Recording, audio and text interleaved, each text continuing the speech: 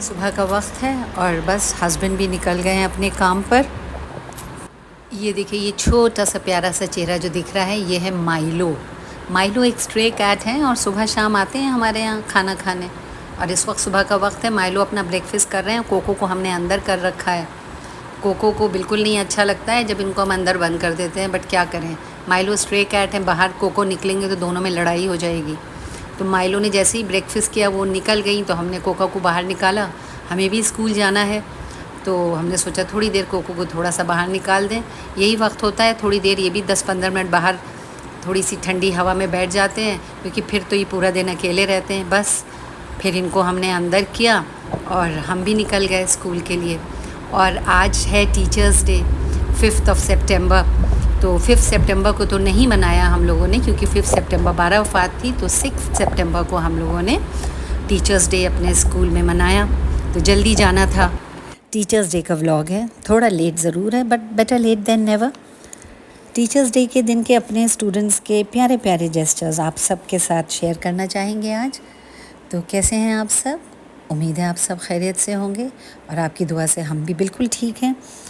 और फ्लावर्स हो गए, चॉकलेट्स, हैंडमेड कार्ड्स, ये सिर्फ गिफ्ट्स नहीं होते, ये हमारे स्टूडेंट्स की प्यार की निशानियाँ हैं। और स्टूडेंट्स की मोहब्बत देखकर तो सारे टीचर्स बहुत इमोशनल हो जाते हैं, क्योंकि टीचर बनना एक प्रोफेशन नहीं है, ये एक बहुत बड़ी ज़िम्मेदारी है जो ज़िंदगी भर चलती रहती है। स्टूडेंट्स का एक छोटा सा कार्ड भी टीचर के लिए दुनिया का सबसे बड़ा अवार्ड होता है। और आपको मालूम है, टीचर्स डे हमें याद दिलाता है कि एक टीचर की मेहनत और मोहब्बत कभी ज़ाया नहीं जाती। और देखिए ना, कितने खूबसूरत कार्ड्स बना कर दिए गए हैं। हर कार्ड में उनका बच्चों का प्यार नज़र आ रहा है। ये छोटी छोटी बातें ही एक टीचर के लिए सबसे बड़ी दौलत होती है। एक टीचर या गुरु कहिए या उस्ताद कहिए, इन सब के लिए सबसे बड़ा रिवॉर्ड ये होता है कि उनके स्टूडेंट्स ज़िंदगी में अच्छे इंसान बनकर उभरें। और मैं आपको एक ये छोटा सा कार्ड दिखाऊंगी। देखिए कितना छोटा सा कार्ड है, और ये इतने ही छोटे से बच्चे ने दिया है। ये एक नर्सरी का बच्चा है। सुबह सुबह इतना एक्साइटेड, खूब सारे कार्ड्स लेके उसकी मम्मा ने बनाए होंगे, तो लेकर सुबह सुबह आया और सारी टीचर्स के लिए।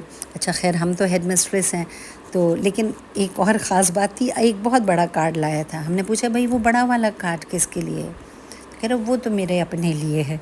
तो ये बच्चों की मोहब्बत है। छोटे छोटे कार्ड्स देख के, और ख़ास तौर से नर्सरी के बच्चे चॉकलेट दे के कह रहे हैं मैम, मम्मा ने कहा था ये मैम को दे देना।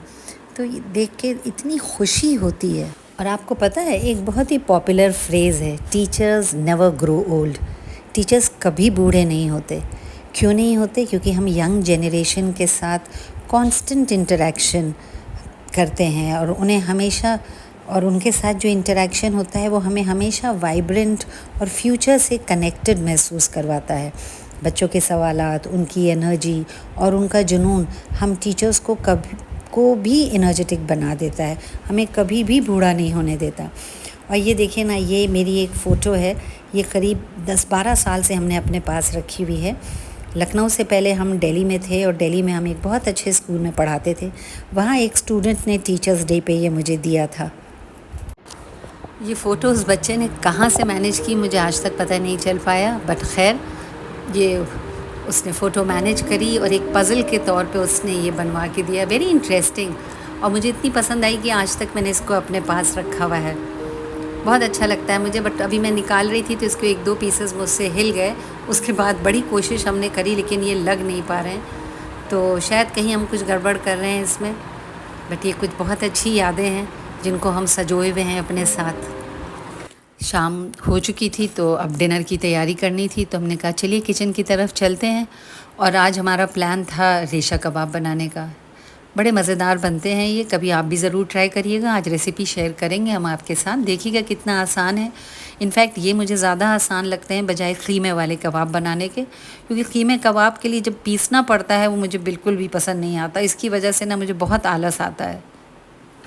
ये है रेसिपी हमारी मटन रेशा कबाब की। ये 1 कप चना की दाल भिगोई हुई रखी है, 1.5 टेबल स्पून अदरक, 1.5 टेबल स्पून गार्लिक पिसा हुआ, 2 बड़ी प्याज मोटी कटी हुई, 1 टेबल स्पून ब्लैक पेपर काली मिर्च, 1 टेबल स्पून गरम मसाला, कुटी लाल मिर्च, सॉल्ट नमक जिसे कहते हैं, और भुना ज़ीरा। ये सब चीज़ें आपको चाहिए। ये जो है हमारे 1 किलो मटन की, और ये मटन की हमारी बोटी है बिना हड्डी के। इसको हमने अच्छी तरह से धो लिया है। धोने के बाद देखिए इसमें बिल्कुल भी हड्डी नहीं है, ताकि आपको पकाने में आसानी हो। ये सब चीज़ें इसमें मिला देते हैं। चने की दाल हमारी भीगी हुई थी, वो इसमें डाल दी हमने 1 कप, और साथ में हम इसमें डालते हैं ये अदरक, देन लहसुन। इसका जायका बहुत अच्छा आता है इसका, और जैसे इसका नाम बताता है रेशा कबाब, बिल्कुल मटन का रेशा रेशा आपके मुंह में आएगा। जब आप कीमा पीस के बनाते हैं उससे कहीं ज़्यादा इसका जायका अच्छा होता है। जब अगर आपने पिसे हुए कीमे के बनाए होंगे कबाब, तो अब आप ये खाएंगे, आपको ख़ुद अंदाज़ा होगा कि इसका जायका कितना फ़र्क होता है, और बहुत ही बेहतरीन होता है। और ये कबाब हमारे यहाँ तो सब बहुत शौक़ से खाते हैं। देखिए मिर्च और नमक ऐसा है कि आप हस्बे ज़ायक़ा, मतलब अपने जायके के हिसाब से आप डालिए।